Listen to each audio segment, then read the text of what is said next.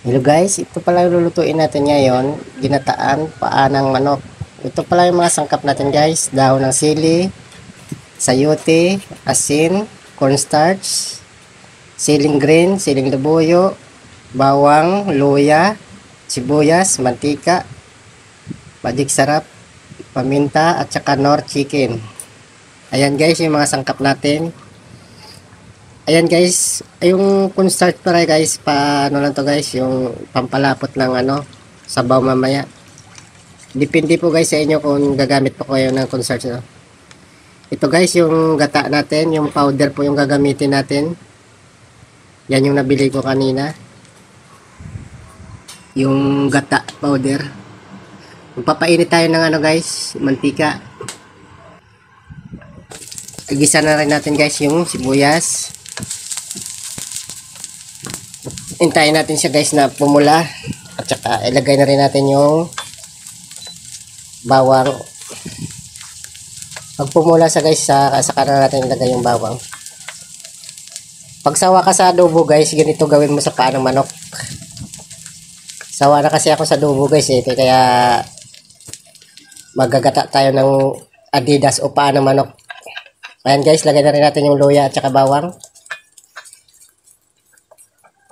Halo-haloin lang natin guys na hanggang sa mag golden brown yung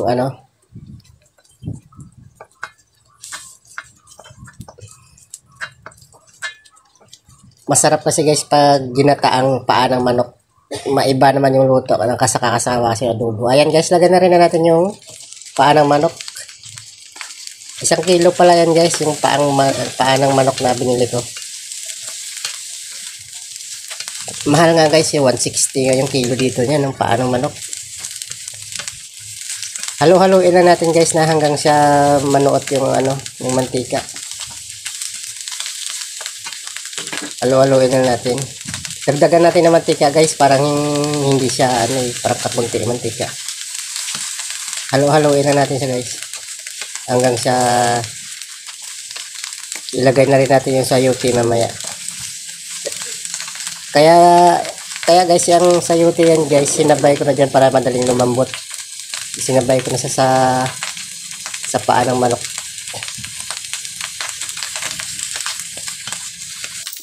Alo-aloin na natin siya guys. Ayan guys, sinabay ko na yung sayote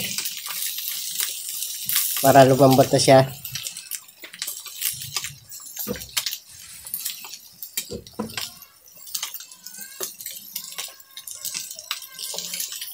Alo-aloin na natin guys.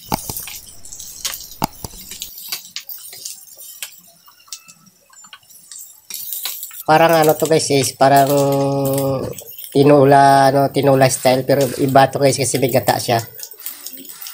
Ay lagyan na rin natin ng asin guys, iodized salt.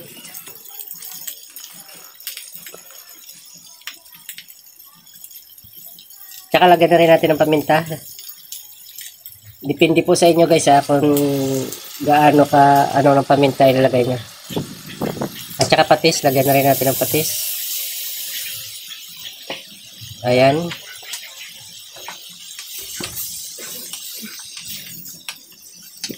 Halo-haloin natin guys para ang nilagay natin na sangkap sa manuot sa paa ng manok at saka sa sayote. Lagyan natin ng tubig guys, mga tatlong kalahati. 3 baso na tigka kalahati guys, ilagay natin. Depende sa inyo guys.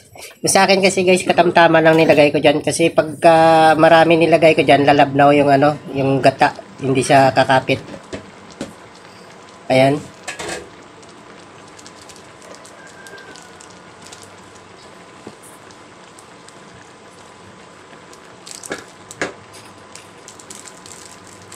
Lagyan na rin natin ng nor chicken guys. Pag maglagay kayo ng nor guys, chicken yung ilalagay nyo kasi malinamnam. At saka yung siling green. Tsaka yung siling pula para may sipa siya guys.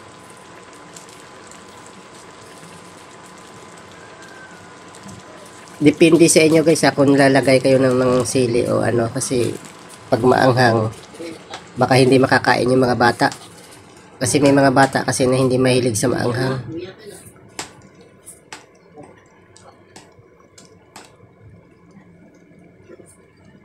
tunawin lang natin yung nor guys sa ano.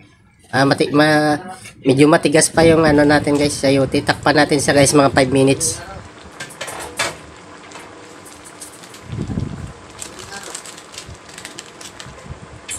Ayan guys, lagay na rin natin yung powder natin na gata guys.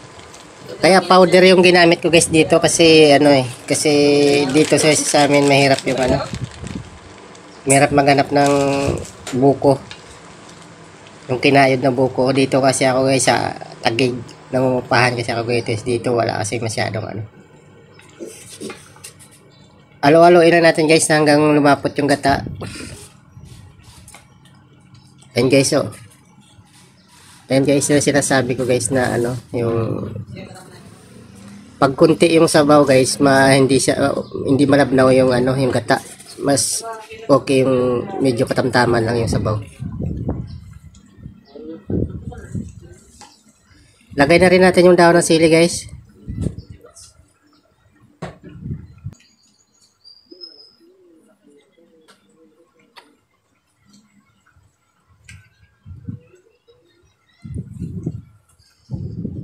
Alo-aloin na natin guys hanggang ano yung dahon.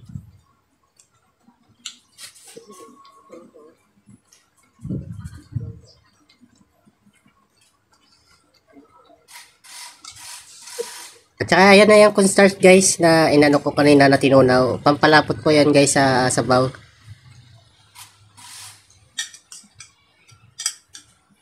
Ayan guys.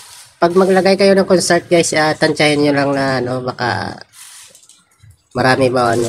Lagyan na rin natin ng magic sarap. Balik kalahati lang nilagay ko ng magic sarap yan guys hindi ko yan inubos kasi may bawas na yan. Takpan natin guys mga 5 minutes ulit.